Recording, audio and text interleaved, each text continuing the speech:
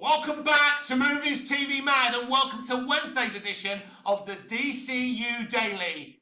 Each verified critic in 91% of fresh scores for Superman should be imprisoned for fraud. And I'm not even fucking joking. You fucking con artists. You fucking liars. I wouldn't have minded if you came in and said, like I did, that Superman is great, good, indifferent, crap, cringy, rubbish, and the worst photographed Superman movie of all time.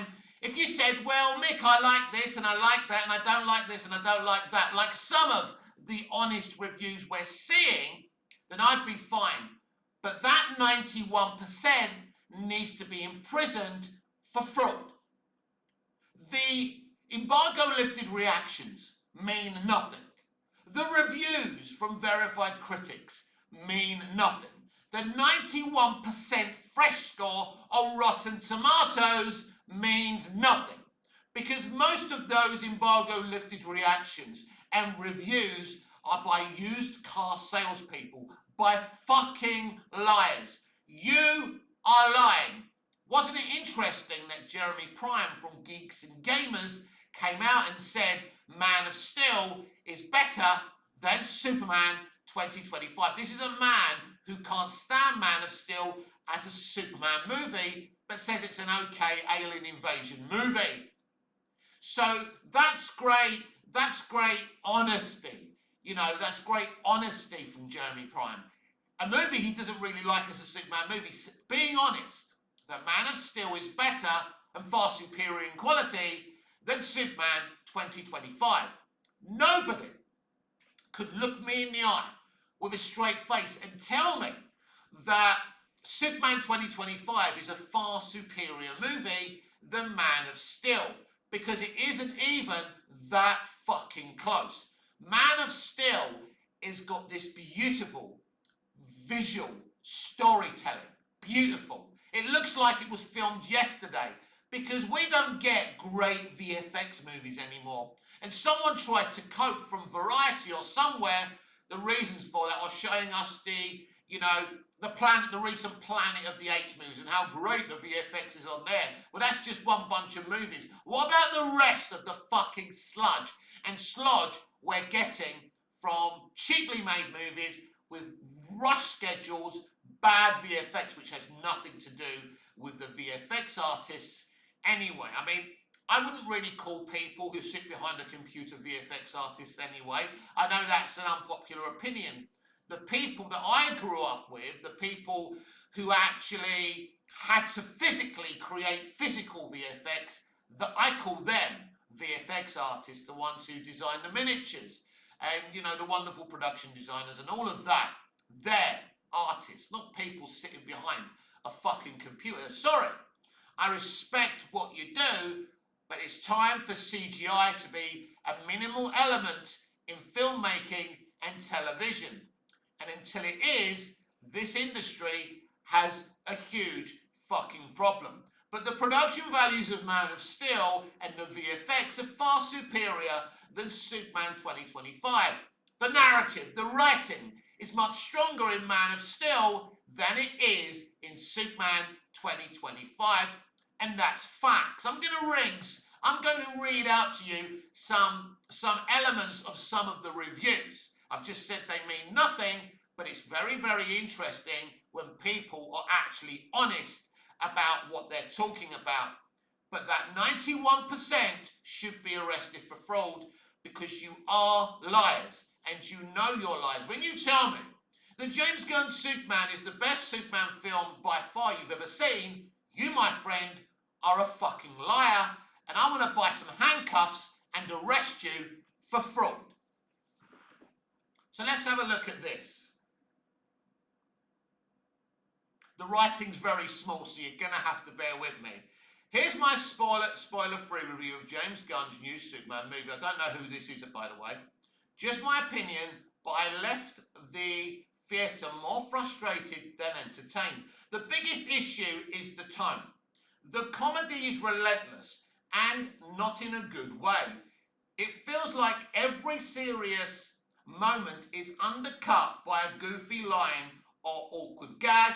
As I said, bright colours and gags, and every time there's a serious moment, just like in his Suicide Squad movie, we have to have a gag, because we can't be serious, people can't feel down or upset, we've got to have a gag quickly, bring the mood up again.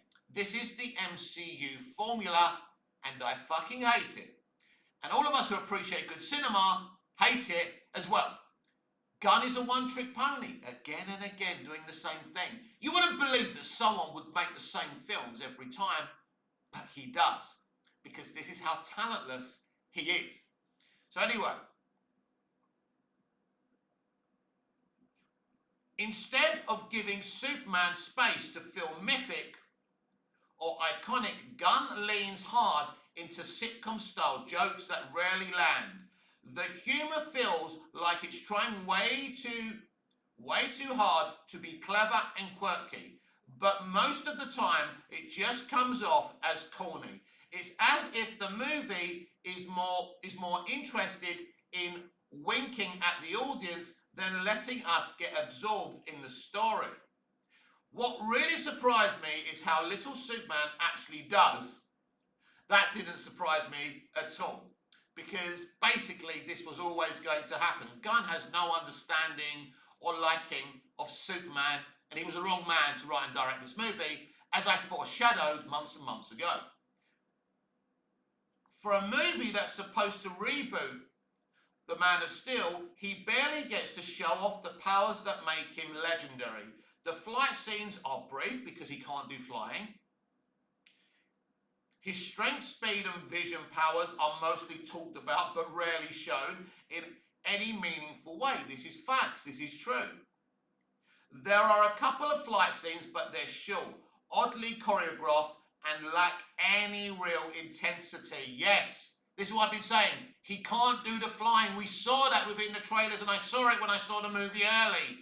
This is the worst Superman's been photographed. It's the worst flying, and these fucking fraudsters who should be in jail are saying this is the bestest Superman movie ever. Impact. If you're going in expecting big cinematic showdowns that make you believe this guy is Earth's greatest protector, you're going to be disappointed. And then there's the dog, Crypto, Superman's pet, gets more screen time than Clark Kent himself. In some parts, the movie clearly thinks the dog is adorable and hilarious, and maybe some audience will agree. But it becomes distracting fast. At times, it genuinely felt like the film was more interested in telling a story about a superpowered pet than the last son of Krypton. And there lies the problem. So I'm telling you, they're fraudsters. How can they be telling us this is a great Superman movie? How can they be verifying this movie fresh? It's bollocks. You can't be telling me this is better than Superman 78, Superman Returns, better than Smallville, better than Man of Steel, Superman 2, even Superman 3, even Superman 4, when it's basically more interested in a fucking dog than Clark Kent. Anyway, there are a few moments where the film shows glimpses, I said there's some good moments, glimpses of heart. Some of the emotional beats between Clark and Lois are decent, and the visuals have that bright, polished gun touch, but none of it adds up to a Superman movie that feels like a real reinvention or even a solid return to form. Overall, I'd give it 4 out of 10. The movie's trying to be too many things at once and ends up missing what makes Superman special in the first place. The comedy is overdone, the action is flat, and Superman himself feels like a supporting character in his own story. If you're a long-time fan hoping for a bold new take, this probably isn't it. Do you remember when I first said I saw the movie and you called me a liar? Do you remember what I said? Again, this clarifies exactly what I fucking said. Superman is a supporting fucking character in his own movie. Comments down below, let me know what you think. Have you seen the movie or you're going to see the movie, right? This is facts. You have every right to like this movie or feel any way you want. You don't have to agree with me or this person. But these are facts, right? These are facts. This film is nowhere near as good as any Superman movie ever made. This film isn't even as good as Lois and Clark, the new adventures of Superman, Superman and Lois. And certainly not Smallville, where they're trying to compare, all the shields are trying to compare Smallville with this shitty, underwhelming movie. Oh, don't go anywhere, we are not done yet. Here's the holophiles. Aiding in the suffocating nature of the film's brisk pacing is a nauseating and self-indulgent directing style in nearly every scene. Even in the most mundane of dialogue sequences, Gunn employs dizzying and an unnecessary camera movement. At times, especially during action sequences, such dynamic directing adds a flair and energy, but overwhelmingly it creates unintentional what is he saying there? Disorientation basics, making him dizzy, in other words, and proves distracting. Rather than let his actors, production design, score, etc. do the talking, Gunn's directing sees the filmmaker insert himself too much into the movie, and in turn prioritizes style over substance far too often. And wasn't this something they accused Snyder of? I don't believe Snyder's movies are style over substance, because I believe Snyder's movies have plenty of substance. Here's Deadline. It's not like we needed another Superman movie, but this one isn't pretending to be any kind of origin story and counts on the audience to already know where the guy came from, who his alter ego Clark Kent is, and exactly who has played him in the past half century in movies and television spin-offs. Writes Deadline Pete in his review of Superman. Read it here, so you should check out that one as well. So Pete doesn't look overly impressed with it either. Here's Empire. It's not that retreading the Kryptonian's origin story would have been better, but the way Superman is constructed requires us to care about a war we have no context for, and the downfall of a hero whose ascension we haven't seen. We're given no sense of who Kal-El is before this, or the world's sentiments towards him, and so aren't equipped to feel any stakes in what happens next. Exactly right, Empire, exactly right. The other day he said he feels we don't need to see Peter Parker bitten by a radioactive spider again. The baby Kal-El shot from a rocket ship from Krypton, blah-de-blah-de-blah. He hates origin stories, and some people do. But this is your fault, and this is the studio's fault. You had a version of Superman. You had the actor who played Superman, and you got rid of him, right? So you're going to start again. And if you're actually going to skip the origin story, you have to do it better than this, and they didn't. This critique is perfect. Here's IndieWire. For a movie that's meant to represent the birth of a brand new cinematic universe, the DCU, James Gunn's slight and slap-happy take on Superman doesn't feel much like the start of anything. In part, that's because this goofy twist on the Man of Steel has the good sense to eschew an origin story, rather than retell how the last son of Krypton was evacuated from another galaxy as a newborn and raised by a pair of kindly farmers in Kansas. The thing is, I wouldn't have minded this, and many people wouldn't have minded of seeing that again, because there's interesting new ways you can do that, right? But this is the problem. The normies don't know Superman's background. They don't. They barely know. I've spoken to so many normies, and they don't. You need to do an origin story, whether you want to or not. Anyway, Gunn's Gospel begins 3 years after Clark Kent, a golly gosh darn wonderful David Consworth, revealed his alter ego to the masses 3 weeks since Metropolis resident metahuman inserted himself into an international conflict, and 3 minutes since he got his ass kicked for the first time. Now, I don't know what this journalist thinks of this. It's not blatant, because I've only taken some screenshots of these reviews.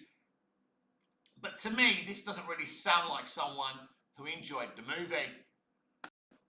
I don't know who this is by, but this is hilarious. Superman review. This migraine of a movie is superhero soup. David Cornswept is serviceable as Hollywood's latest Man of Steel. But director James Gunn has turned a ninth big screen film into an indigestible mush. Yes, basically, yes. As I say, you can find positive things with this movie. I did. The things I liked about this movie. It simply isn't good enough. And as you can see, the honest people are speaking out. It didn't stop the movie from getting 91% on Rotten Tomatoes. As I say, 91% of those verified critics should be arrested for fraud. It's as simple as that. And here's IndieWire again. Superman review. James Gunn overcorrects for the Zack Snyder era with a Man of Steel movie way too silly for its own good. So he tried, this is what I told you he did. He looked at everything people didn't like about Man of Steel and other Superman iterations on social media and tried to recorrect that. And this is a problem. You've got to leave Man of Steel alone. You've got to stop talking about Man of Steel and make your own movie. He never had a vision for this movie apart from doing what he always does within his stories, and it simply falls flat. And here's Empire again. A lack of humanity, originality, and cohesion means the movie just doesn't work. James Gunn's all-new DCU makes its big screen debut with Superman in UK cinemas this Friday. So basically, I have found a lot of negativity from honest people. Not negativity, but constructive criticism. And I agree with every one of these criticisms. And as I say, there's a lot of liars and shills who you should ignore. Just ignore them, don't attack them. I'm not going to get into it with these people. You are fraudulent. You are absolute frauds. And I genuinely don't know how you look yourselves in the mirror and sleep at night.